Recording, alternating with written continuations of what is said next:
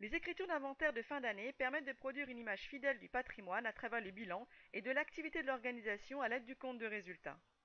En effet, le principe de prudence permet à l'entreprise de constater comptablement les pertes de valeur potentielles, c'est-à-dire les pertes de valeur probables d'un bien à l'actif du bilan susceptibles de gréver le patrimoine et le résultat.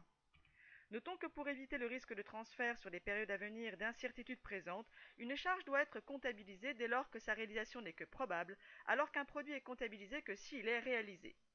Le principe de prudence impulse donc en fin d'année deux écritures d'inventaire, l'écriture de dotation d'amortissement et l'écriture de dotation de dépréciation. Ces deux écritures de dotation constatent la perte de valeur d'un élément de l'actif du bilan d'une période seulement, c'est-à-dire de l'année N, en débitant un compte 68 par le crédit d'un compte de bilan. Quand est-ce qu'un bien à l'actif fera l'objet d'une dotation d'amortissement ou d'une dotation de dépréciation? L'immobilisation corporelle fait l'objet d'une dotation d'amortissement car la consommation d'une machine est irréversible, c'est-à-dire que les pertes de valeur d'une année sur l'autre se cumulent jusqu'à la fin de la durée de vie de l'immobilisation pour atteindre une valeur nette comptable égale à zéro. L'amortissement d'une immobilisation corporelle étant irréversible, le bilan fait donc apparaître en deuxième colonne de l'actif les dotations cumulées d'amortissement afin d'obtenir en fin de vie une valeur nette représentant la valeur fidèle réelle de l'immobilisation de zéro. Alors que le terrain, la créance client, le stock final ou un titre financier font l'objet d'une dotation de dépréciation, car la perte potentielle de valeur de ces actifs varie d'une année à l'autre et est donc réversible. En effet, à la fin de l'année, le comptable évalue la valeur potentielle de revente de son terrain, les risques probables de non-paiement d'une créance client, la dépréciation d'une partie de son stock final ou encore la valeur probable de revente des titres financiers. S'il constate une baisse de valeur de ces différents éléments d'actifs, il enregistre une écriture de dotation de dépréciation et non une dotation d'amortissement. Car l'année suivante, la dépréciation de ces actifs peut augmenter, elle peut aussi diminuer, voire retomber à zéro. Ainsi, la dépréciation évolue, elle est différente chaque année et est donc réversible. C'est pour cette raison que la dépréciation ne se cumule pas d'une année sur l'autre et que le bilan fait apparaître en deuxième colonne de l'actif la dotation de dépréciation de l'année et seulement de l'année. En effet, le montant de cette dépréciation pouvant varier à la hausse ou à la baisse, le bilan ne présentera que la dépréciation de l'année.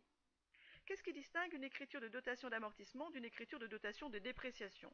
L'écriture de dotation d'amortissement débite le compte 68 par le crédit d'un compte 28, alors que l'écriture de dotation de dépréciation débite le compte 68 par le crédit d'un compte 29 pour la dépréciation d'un terrain, ou par le crédit d'un compte 49 pour la dépréciation d'une créance client, ou par le crédit d'un compte 39 pour la dépréciation du stock final.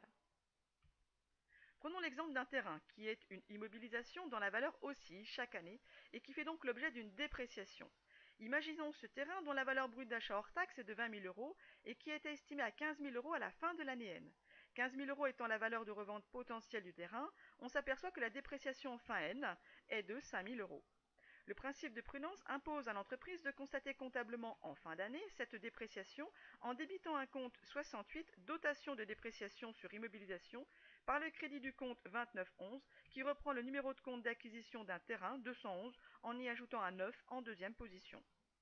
Le bilan fin N constate le prix d'achat hors taxe du terrain qui ne change jamais de 20 000 euros, puis le montant de la dépréciation N qui est de 5 000 euros, et la valeur réelle du terrain correspond à la valeur estimée, soit un net de 15 000.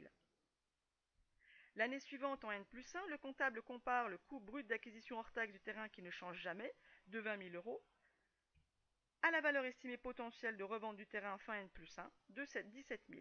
La valeur estimée 17 000 est inférieure de 3 000 euros au prix d'achat hors taxe de 20 000. La dépréciation fin N+1 n'est donc plus que de 3 000 euros. Ainsi, la dépréciation passe de 5 000 euros fin N à 3 000 euros fin N+1, diminuant de 2 000. C'est donc un ajustement de dépréciation à la baisse de 2 000 euros. Pour diminuer une dépréciation, on utilise l'écriture de reprise de dépréciation qui mouvemente un compte 78 au crédit par le débit du compte 2911 pour l'ajustement à la baisse de 2 000 euros. Le bilan fin N+1 constate le prix d'achat hors taxe du terrain qui ne change pas, de 20 000 euros, puis la dépréciation de N+1 qui est de 3 000 euros. La valeur réelle du terrain fin N+1 correspond donc à la valeur estimée, soit un net de 17 000 euros. Fin N+2, le comptable compare le coût brut d'acquisition hors taxe du terrain qui ne change pas, 20 000 euros, à la valeur estimée potentielle de revente du terrain fin N+2 de 13 000 euros. La valeur estimée de 13 000 est inférieure de 7 000 euros au prix d'achat hors taxe de 20 000. La dépréciation fin N+2 est donc de 7 000 euros. La dépréciation passe de 3 000 euros fin N+1 à 7 000 euros fin N+2, augmentant de 4 000 euros. C'est donc un ajustement de dépréciation à la hausse de 4 000 euros. Pour augmenter une dépréciation, on utilise l'écriture de dotation de dépréciation qui mouvemente un compte 68 au débit par le crédit du compte 2911 pour l'ajustement à la hausse de 4 000 euros. Le bilan fin N+2 constate le prix brut d'achat hors taxe de terrain qui ne change pas de 20 000, puis le montant de la dépréciation de N+2 de 7 000 euros. La valeur réelle du terrain fin N+2 correspond donc à la valeur estimée, soit un net de 13 000 euros. Fin N+3. La valeur de revente potentielle estimée du terrain est de 22 000 euros et devient supérieure au coût d'acquisition hors taxe. Il n'y a donc plus de dépréciation à constater fin N+3. La dépréciation passe de 7 000 euros fin N+2 à 0 en N+3. C'est donc un ajustement des dépréciations à la baisse de 7 000 euros. Pour annuler la dépréciation de l'année précédente, on utilise une écriture d'inventaire appelée reprise de dépréciation en créditant le compte 78 par le débit du compte 29 pour 7 000 euros. Une fois cette reprise de dépréciation enregistrée, la dépréciation qui apparaîtra au bilan fin N+3 sera de 0 et la valeur nette du terrain sera égale à la valeur brute d'achat hors taxe, soit 20 000 euros.